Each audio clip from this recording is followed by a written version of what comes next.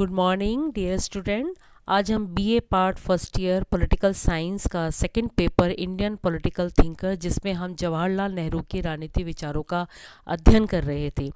हमने अभी तक उनका मानववाद, लोकतांत्रिक समाजवाद का अध्ययन किया, उसका दार्शनिक पक्ष का भी हमने अध्ययन किया, और आज हम जो पढ़ेंगे वो है उनका राष्ट्रवाद, नेशनलिज्म। तो जब राष्ट्रवाद की बात नेहरू करते हैं तो उनका बहुत एक साधारण शब्द में उन्होंने कहा कि राष्ट्रवाद है क्या। तो उन्होंने कहा राष्ट्रवाद एक प्रबल भावना है जो हमारे अंदर विद्यमान रहती है। राष्ट्रवाद, जैसे हम आज के संदर्भ में बात करें कि राष्ट्रवाद हर भारतीयों के मन में एक विचारधारा के रूप में जन्म लेती है कि हम अपने देश के प्रति प्रेम करें और ऐसी भावना को विद्यमान रखें। तो कहने का तात्पर्य है कि भारत की आधारभूत एकता में जवाहरलाल नेहरू का एक गहरा विश्वास था और वे स्वीकार करते थे कि अनेक सांस्कृतिक, भाषागत, भौगोलिक विविधताओं के होते हुए भी भारत क्या है, एक राष्ट्र है।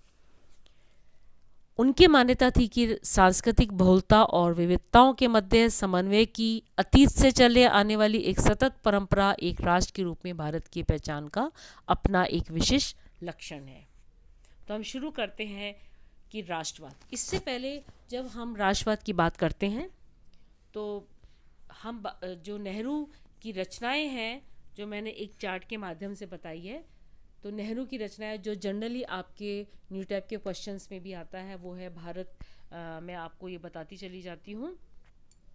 भारत एक खोज, विश्व इतिहास की झलक, आत्मकथा, नेहरू की आत्मकथा, भारत की एकता,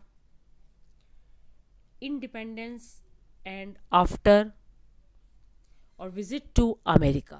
ये इनकी एक प्रमुख रचनाएं हैं जो मैंने आपको बताया है। और जवाहरलाल नेहरू आधुनिक भारत के सर्वाधिक प्रभावशाली व्यक्तियों में से एक थे और नेहरू ने भारत की सामाजिक, आर्थिक, राजनीतिक चिंतन प्रक्रिया एवं कार्यक्रमों को गहरे रूप में प्रभावित किया है। गहन राष्ट्रवाद नेहरू के उस वैचारिक दृष्टिकोण का अभिन्न अंग था जो राष्ट्रीय आंदोलन के मंथन से उत्पन्न हुआ। अंतर्राष्ट्रीयवादी होने के बावजूद भी नेहरू की मान्यता थी कि राष्ट्रवाद और अंतर्राष्ट्रवाद की जो धाराएं हैं वो परस्पर बड़े सौहार्दपूर्ण ढंग से मिश्रित है।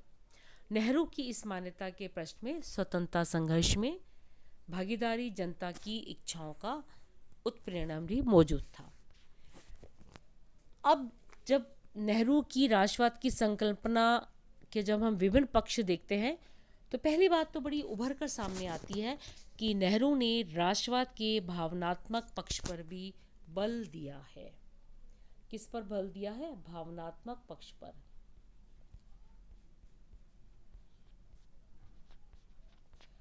ये मनुष्य के भीतर विद्यमान रहता है। ये है क्या?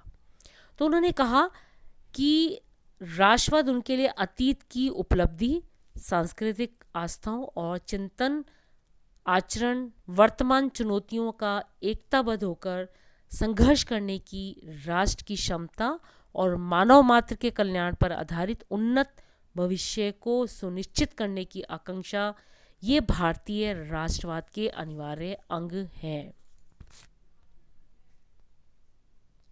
ये मैं आपको फिर से एक बार बता देती हूँ कि उन्होंने क्या माना कि अतीत की उपलब्धियां, अतीत की क्या है? उपलब्धियां। फिर है सांस्कृतिक,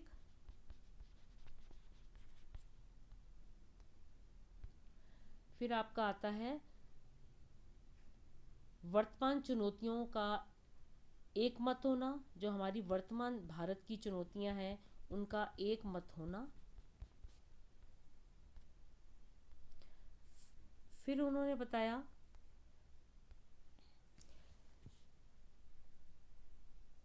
भारतीय राष्ट्रवाद के अंग के रूप में मानव मात्र का कल्याण, मानव मात्र का कल्याण, ये उनका राष्ट्रवाद है। उन्होंने ये भी कहा कि राष्ट्रवाद अतीत की उपलब्धियां, परंपरा और अनुभवों की सामूहिक स्मृति है। यानी अतीत में जो हमने उपलब्ध किया है, हमारी जो परंपराएं हैं और हमारे जो अनुभव हैं, वो सब मिला के जो उसकी यादें हैं वो हमारा राष्ट्रवाद है और वो एक सूत्रता में बांधता है। फिर उन्होंने ये कहा कि अतीत, वर्तमान और भविष्य इन तीनों के मध्य समन्वय किया है। यानी नेहरू अतीत के गौरव को राष्ट्रीयता के एक तत्व के रूप में स्वीकार करते थे और उनके लिए केवल अतीत के गौरव की अनुभूति सुदृढ़ राष्ट्रीयता का अकेले ही आधार नहीं बन सकती थी। वे भारतीय राष्ट्रीयता की पहचान के लिए अतीत के गौरव, यानी अतीत का जो हमने बहुत महत्वपूर्ण देश के लिए काम किया है उनका गौरव, और हमारे वर्तमान में जो हमारी कैपेबिलिटी है, सामर्थ्य है, और भविष्य की संभावना, यानी और हम भविष्य में क्या क्या कर सकते हैं, उनके बीच में समन्वय स्थापित करना ही क्या है, राष्ट्रवाद। उनके अनुसार राष्ट्रवाद की प्रकृति उदार, सीमित और संतुलित होनी चाहिए। और अपनी आत्मकथा में उन्होंने ये भी विचार प्रकट किए कि राष्ट्रवाद एक विरोधाभास है जो अन्य राष्ट्रीय समूहों के विरुद्ध घृणा और क्रोध पर पोषित और पल्लवित होता है। 1921 के दौरान भारत में ये घृणा और क्रोध अंग्रेजों के विरुद्ध व्याप्त थी, किंतु अन्य राष्ट्रों के प्रति असाधारणता न के बराबर थी। तो नेहरू ने भारतीय राष्ट्रवाद को यूरोप के फासीवादी राष्ट्रवाद से पूर्णतः पृथक रखा। उनके मतानुसार भारतीय राष्ट्रवाद अपने आरंभ से ही एक व्यापक बुद्धिवाद की सार्वभौमिकता मान्यताओं में मौजूद था, जो मैंने आपको अभी चर्चा करी थी। फिर उन्होंने कहा कि राष्ट्रवाद का जो एक बड़ा महत्वपूर्ण तत्व है वो है खुला दृष्टिकोण। खुला दृष्टिकोण ये है क्या? उन्होंने ये कहा कि राष्ट्रवाद में अपनी संस्कृति पर गर्व करने और उसके आधार पर आत्मविश्वास का अनुभव करने के लिए तो स्थान है, किंतु अपनी श्रेष्ठता के दंभ और दूसरों की श्रेष्ठ बातों को भी ग्रहण ना करने के लिए कोई स्थान नहीं। यानी हम दूसरों की बातों को भी ग्रहण करें और अपनी श्रेष्ठता को भी बनाए रखें, ये हमारा राष्ट्रवाद है और ये हमारा खुला दृष्टिकोण है। और हमारे देश की जो श्रेष्ठता है उसमें हम अभिमान ना करें और दूसरे की जो अच्छी बातें हों उसको हम ग्रहण करें, और ये हमारी राष्ट्रवादता है।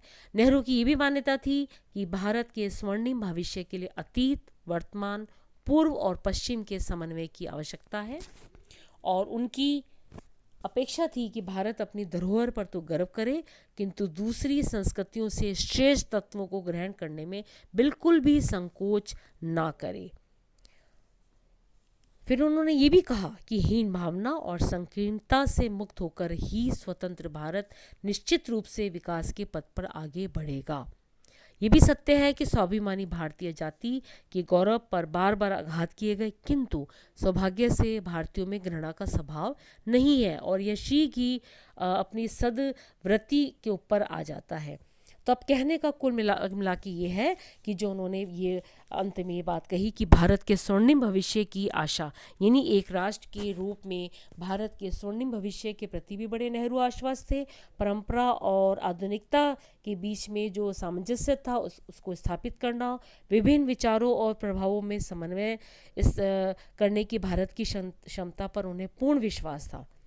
इसलिए उन्होंने ये कहा ये भारत की पोशाक बदल सकती है किंतु भारतीयता बड़ी अक्षुण्ण रहेगी। इसलिए उनकी जनशक्ति में भी आस्था थी। यानी उनका ये कहना था कि संकीर्ण सांप्रदायिक आग्रहों या केवल अतीत के गौरव की अनुभूति के रूप में परिभाषित करने की अपेक्षा जागृत जनशक्ति की अपार संभावनाओं के रूप में परिभाषित उन्होंने राष्ट्रवाद को किया है। उन्होंने कहा ये भारत माता क्या है, तो अर्थात ये भारत क्या है, तो भारत माता का अर्थ कुछ लोगों के लिए भारत की भूमि हो सकता है, भारत के नदी पहाड़ हो सकता है, लेकिन नेहरू यहाँ कहते थे कि तुम इस भारत माता के अंश हो और एक तरह से तुम ही भारत माता हो।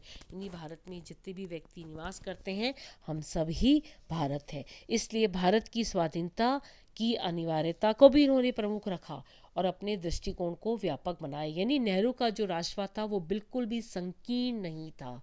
वे भारतीय राष्ट्रवाद को मानववाद की स्वतंत्रता और कल्याण के संदर्भ में बड़ा महत्वपूर्ण मानते थे। अब ये कह सकते हैं स्पष्ट रूप से कि नेहरू के राष्ट्रवाद में अन्य राष्ट्रों के प्रति विरोध, घृणा के लिए कोई स्थान नहीं था और उन्होंने स्पष्ट किया कि हम भारत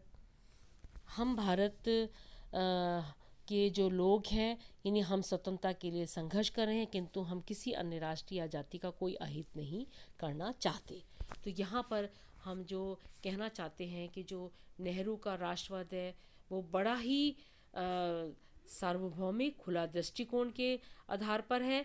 उनको एकता के सूत्र में बांधा है। नेहरू राष्ट्रीय स्वतंत्रता के साथ अनेक राष्ट्रों के मध्य अंतर्राष्ट्रीय सहयोग और सद्भाव के भी समर्थक थे। तो यहाँ पर नेहरू का राष्ट्रवाद के साथ ही हम नेक्स्ट जो वीडियो में पढ़ेंगे वो है उनका अंतर्राष्ट्रवाद।